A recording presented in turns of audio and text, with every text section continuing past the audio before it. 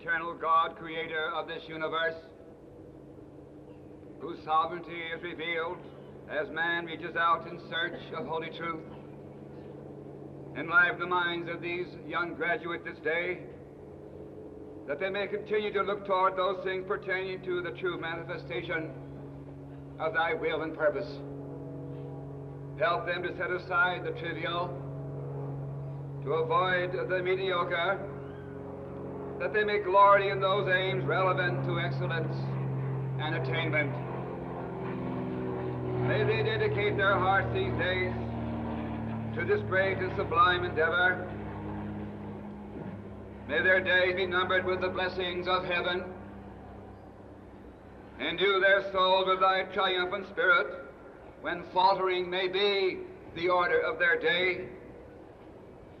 May they find alignment with the temporal in such fashion that they may share the eternal, surrounded and centered in this sphere of enterprise.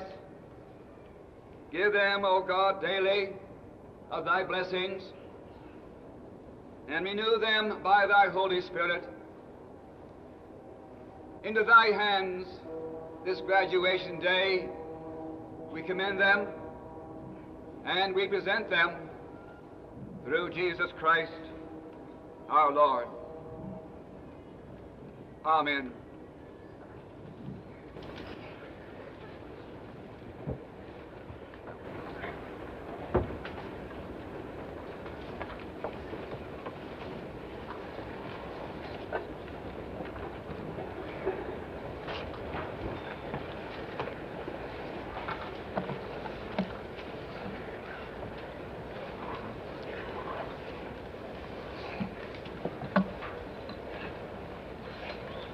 Graduates of 1961, faculty members, parents, friends, and relatives, we're very grateful for this beautiful morning and for the number of you who have come to participate in the graduation exercises of 1961. It's my privilege to present the platform guests. The two personalities who have already participated in the commencement ceremonies are Dr. Carl Nelson, the professor of music of the College of Ball State Teachers College, who is a member of the music department faculty and who led the singing, and C. Russell Moodey, the rector of Grace Episcopal Church of Muncie, who gave the invocation. The others on the platform I should like to now introduce, and I hope that you will reserve your applause until all are standing. Mr. Alexander M. Bracken is the president of the State Teachers College Board. Mrs. Carol Roach is the secretary of the State Teachers College Board. Mr. Kenneth Osborne is the assistant secretary of the State Teachers College Board. Mr. William E. Wilson, state superintendent of public instruction and member of the board. Mr. Glenn Fiddler is the president of the Ball State College Alumni Association. He is a nuclear physicist, chief of the nuclear division at the Wright-Patterson Air Force Base. Dean Richard Burkhart, dean of the college. Miss Mary Johnson, director of the School of Nursing, Ball Memorial Hospital. Mr. Edmund F. Ball, vice president of Ball Memorial Hospital Association, the president of the association, our heir. Dr. G. Robert Ross, the dean of student affairs at Ball State. Colonel Leon Bell, head of the Department of Air Science at Ball State.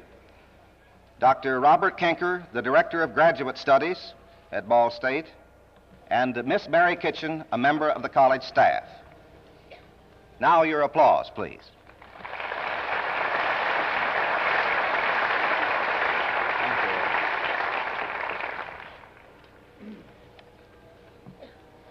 Most of you already know that each year for commencement, we bring to Ball State a nationally or an internationally known figure.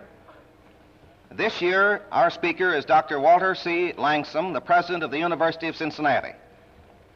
He is an internationally recognized author and scholar in the field of history, as well as a versatile college and university administrator. The complete listings of his many achievements is impossible to give you in a brief introduction, and I intend to be brief. but I wish to indicate a few of the most outstanding of his achievements. He was Phi Beta Kappa graduate of the City College of New York and earned his master's and doctor's degree at Columbia University. He taught at Columbia University, at Union College, Duke University, Ohio State University, and the University of British Columbia in Vancouver, and was president of Wagner College and Gettysburg College before accepting the presidency at Cincinnati. He is the author of numerous historical volumes, including Major European and Asiatic Developments since 1939 and Historic Documents of World War II. And his book, entitled The World Since 1919, is a bestseller in the historical field and has been translated into Chinese and is now in its 7th edition, published by Macmillan Company. Dr. Langsam spent the war years in the Office of Strategic Services at Washington and in Europe, and in 1956 lectured in Europe for the United States Department of State as a specialist in history. For 2 years, he was also a news radio commentator. He's a member of the Executive Committee of the North Central Association of Colleges and Universities. He has been presented with numerous medals and citations and awards, including 4 honorary doctorate degrees. He's married and has 2 sons.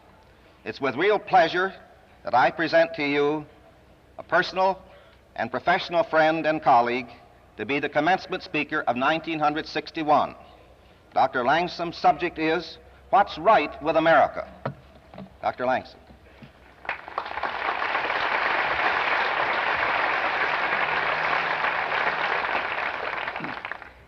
President Emens, ladies and gentlemen, and especially members of the graduating class of 61, it's both a pleasure and an honor to bring you the greetings of the University of Cincinnati and to congratulate you on this wonderful occasion.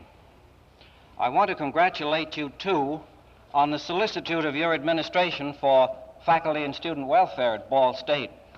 When Dean Fallon first wrote me some months ago to ask whether I could be with you today, he said, for a brief commencement address.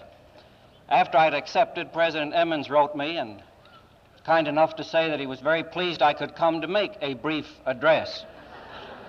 I was here 2 or 3 weeks ago on another occasion, met Dean Burkhardt, who said, how nice that you're coming to give us a brief commencement address. And this morning, no fewer than 4 people congratulated me on that same point. I shall try to be brief. I find when I'm listening to a speaker who comes up with a sheaf of papers and then has the bad habit of putting each sheet that he has finished reading under the others, that isn't quite fair. It gives the audience no chance to see the pile becoming thinner. In order to help you in this project, let me say there are 6 pages and a half. I was pleased, too, at these introductions to find that so many of your deans are present today. The situation's very different at Harvard, where most of the deans seem to have gone to Washington and there lost their faculties.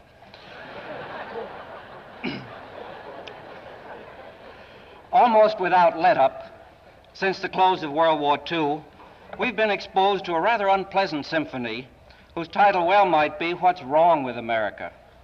The musicians who've been playing this selection are exceedingly numerous and come from all over the world. Now it seems to me that the time has come to put a stop to this and to substitute for it a vigorous new symphony based on the theme, What's Right with America? The time has come for us to stop elaborating the list of our national faults, from juvenile delinquency through national selfishness to outdated educational methods. The time has come to cease handing our detractors more and more ammunition for their anti-American propaganda blasts.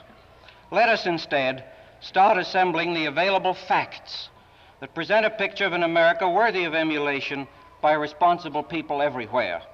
After all, our most vocal opponents continually pay us the compliment of boasting that they will overtake us in the many areas in which we as a nation excel. Why then should we not ourselves take pride in these achievements and use them as a sure foundation for further building and greater development? A list of items that might appropriately be regarded as measures of effective modern nationhood certainly should include education, economic and political strength, relation of the individual to the state, scientific advances, human welfare and philanthropy, the relative position of women in society, the self-reliance of the youth, and the national cultural, idealistic, and religious interests and pursuits. If the United States ranks high in these areas, then surely it would be foolish to imitate other peoples who in general have not reached the same level. We must recognize, of course, the strong points and the great contributions of other peoples, and we certainly cannot afford to rest on our laurels. But this in no way implies that we are required to undervalue or downgrade our own accomplishments. In the sphere of education, the United States ranks high by any comparison. It was the men and women educated under our system who had the know-how to produce the quality and the quantity of war materials needed by the Allies to triumph over the Axis powers in the Second World War. And since the war, tribute has been paid to this same system by all the world, as country after country has requested the advice of United States experts in the reorganization of its own educational structure. It is to the United States that Germans, Italians, Japanese, Iranians, Koreans, and many more have turned for such aid, not to the Soviet Union. Indeed, the USSR itself carefully studied American educational methods and books in order to advance its own teaching program. Obviously, a government that forces its citizens to study and work in prescribed areas such as satellites and missiles can make faster headway in these fields than can a government which respects the right of its citizens to choose their own profession and their own research activity. This has nothing to do with the form or the quality of an educational system. It has only to do with the freedom of the individual or with his complete subordination to a powerful oligarchy that counts him as being rather less important than a machine. I'm convinced that today's entering college classes are more mature and self-reliant than were the entering classes of several decades ago. This can only be the result of their upbringing, and upbringing includes the years spent in elementary schools and high schools. And our college graduates, as a group, are similarly more advanced from the point of view of preparation for life than were the graduating classes of their parents and grandparents. One does, of course, meet people who bemoan the supposed decline of education, but they usually are ready to admit that they have in mind the education of their neighbors' children, certainly not their own. I have no hesitancy at all in stating that the program of higher education offered in scores of American colleges and universities, including Ball State College, is at the very least as good as that available to any bright student in Russia or any other country. The test is always the product. In this case, the graduate, you. And no one so far has proved that the graduates of Russian universities are better prepared than those of American colleges and universities for a useful life as free and self-reliant citizens. Unhappily, statements to the contrary, especially when made by retired or made by admirals who are experts in other areas, statements to the contrary are more sensational and therefore more likely to get widespread circulation. On the economic side, United States superiority hardly needs detailed proof. The rate of Russia's advance is perhaps greater than ours, but that's to be expected, since the base from which the program is measured was so much lower in the Soviet Union than here. A business which in 1 year increases its sales from $50,000 to $100,000 is advancing at a faster rate than one whose sales go up from $5 million to $8 million. But that certainly does not make it a stronger business. The Russians themselves have recognized the relative position by repeating in each successive 5-year plan that the aim is to overtake and outstrip the United States. And in virtually every category, this is still a Russian aim, not a Russian achievement. And politically, the Soviet government is still so concerned about its stability that it does not dare permit the free nomination of opposing candidates for any office, let alone for the highest in the land.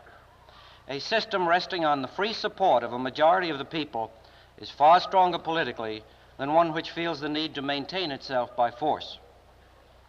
Another criterion of progress is the relation of the individual to the state. In the United States, in theory and to a very large extent in practice, the individual and his rights are superior to the desires of any officials.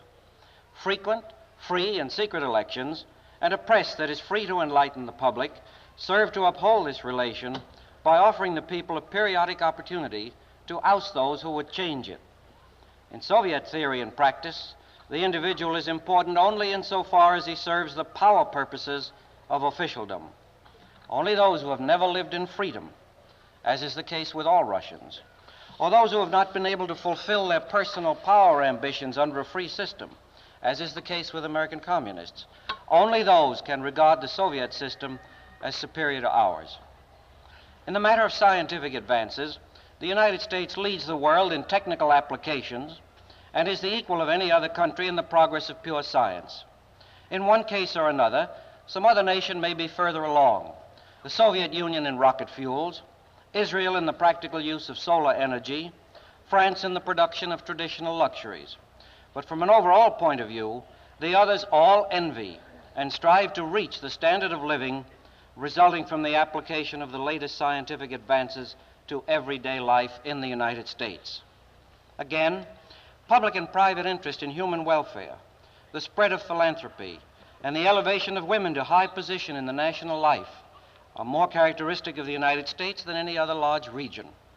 Similarly, the increasing public interest in books, music, art, architecture, design, and beauty in general is a sign of cultural growth and maturity that is praiseworthy. Obviously, some of this interest is in trash, in bad books, and poor music. But those who stress only this aspect are simply glossing over the fact that the sale of fine music and recordings, of good books, of technical periodicals, of recognized paintings and sculpture is constantly growing among all sections of the population.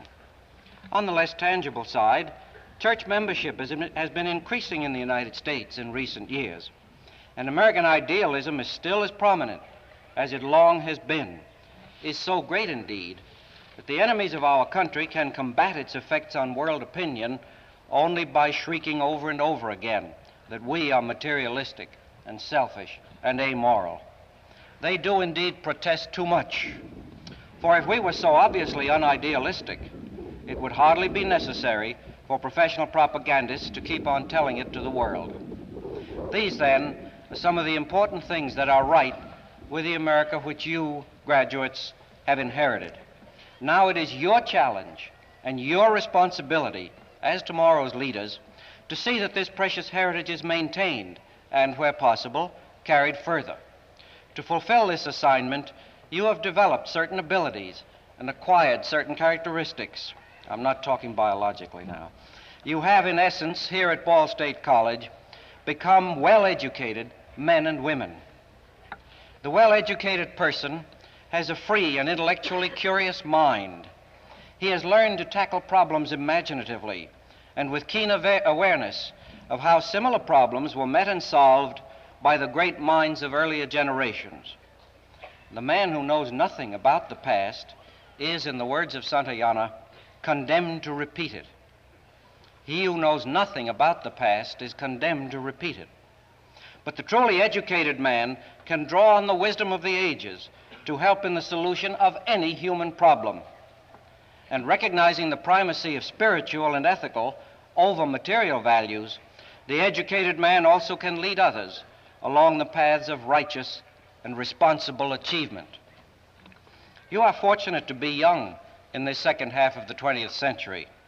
During your days of activity, mankind will come tantalizingly close to the secret of life, the greatest of all syntheses. But this also means coming closer to God. And so it falls to you to see that mankind is spiritually ready for this revelation, to use it for good and not for ill. I therefore should like to have you receive your degrees today in a mixed mood of joy, solemnity, and challenge.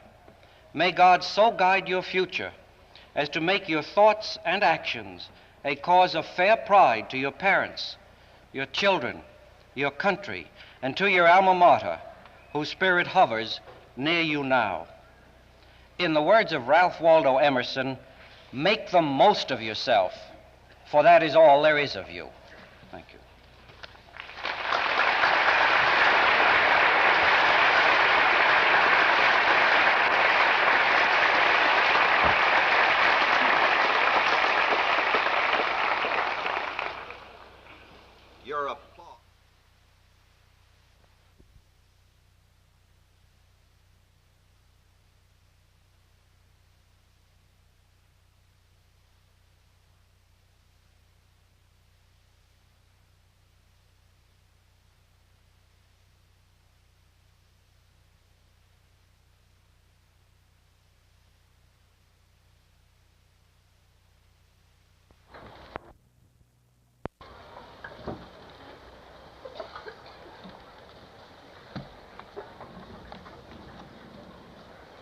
As indicated in your program, this is the time at which the President gives a traditional charge to the class. I'd like to vary it just a little today. I should like to ask all individuals who have attended Ball State or graduated from Ball State, other than the members of the graduating group, to please stand and remain standing during this charge. Would all of them who have attended or who are graduates in the audience please stand? Including the President of the Alumni Association, Mr. Fiddler. And now will all of the graduates please stand? This will keep me brief, I'm sure. Today, although Ball State is a young college, you join a group of alumni of approximately 19,000 strong. You were told, or others were told at another commencement this week, which I heard, that you do not go to a college, you join a college. For better, for worse, for richer, for poorer, so long as ye both shall live. This commencement exercise of this charge from the President denotes not a severance from the college, but your union with her. Commencement does not mean the breaking of ties and the beginning of a life apart. Rather, it marks your initiation into the fullest sense into the fellowship of the college as bearers of the Ball State torch and as promoters of the Ball State spirit. I charge you to remember the ideas contained in 3 brief, challenging quotations. First, the challenge of the 60s lies not so much with machines as with men. Second, the really big challenge to all of us is not in outer space, but in inner space, the space between our ears. And third, the only serious domestic, national, and international problems are people problems. And the only serious mistakes we make are the mistakes we make when we misjudge men.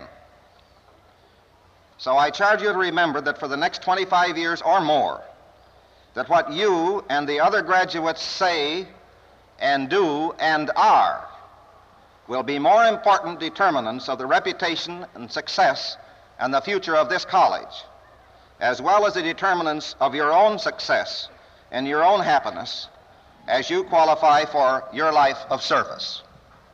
Our congratulations and our best wishes go with you always.